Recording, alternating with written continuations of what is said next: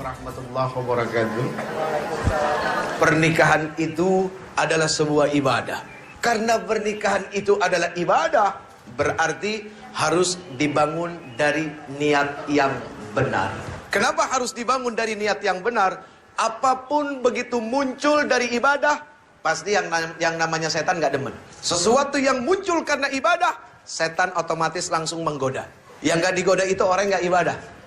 Nah, ketika ada seorang pemuda, dia sadar syahwatnya begitu sangat luar biasa. Dari mana syahwat ini muncul? Dari hawa nafsu, karena melihat hawa jadi nafsu. Itulah kondisi laki-laki.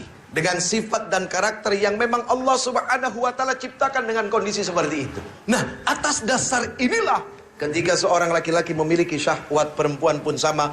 Allah Subhanahu wa ta'ala tidak inginkan mereka seperti binatang. Nah, disinilah Allah Subhanahu wa ta'ala memuliakan manusia. Adalah apa? Dengan sebuah pernikahan yang bukan sekedar main-main, tapi pernikahan yang disaksikan oleh Allah Subhanahu wa ta'ala. Ketika Allah datang ke rumah orang tuanya, lalu kemudian meminta, itu bukan hanya sekedar meminta, tapi meminta yang bertanggung jawab.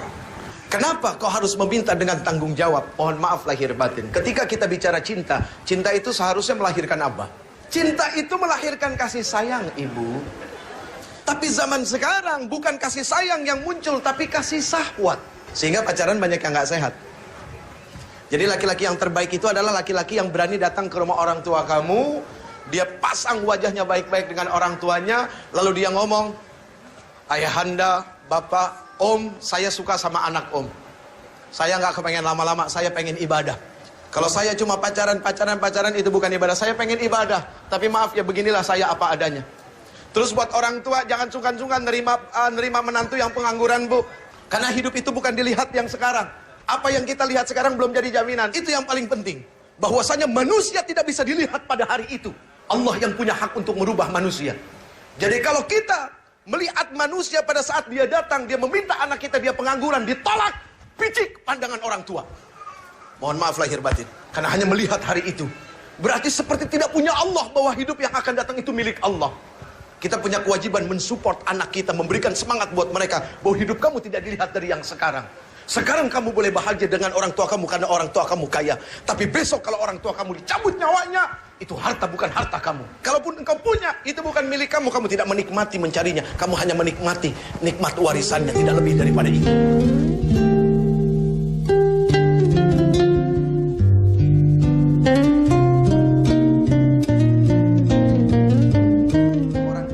Harus berani menuntut suami. Tapi seorang suami harus berani menuntun istri. Apa yang dituntut? Dituntutnya bukan berdasarkan hawa nafsu, akan tetapi Quran. Hak seorang istri menurut Al-Quran, menurut kacamata agama, menurut kata Rasul, apa? Itu yang dituntut. Suami menuntun, apa yang dituntun? Kebaikan demi kebaikan.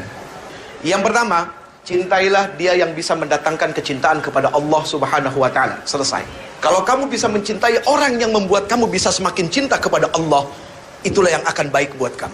Ketika kamu berada di tangan yang soleh, sesalah apapun kamu tidak akan dizalimi.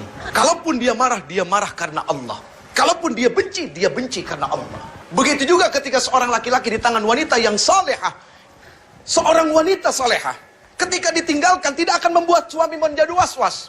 Karena dia amanah.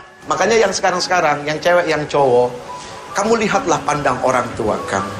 Kalau memang sudah cukup tua dan kamu melihat syahwat kamu juga sudah sangat luar biasa dengan pacar kamu, bismillah nikah. Bahagiakan mata orang tua kamu dengan pernikahan. Apa kamu gak kepengen disaksikan sama orang tua kamu? Apa kamu gak kepengen orang tua kamu meneteskan air mata melihat kamu bahagia? Detik waktu terus berjalan, berhias gelap dan terang, suka dan duka, tangis dan tawa, tergores bagai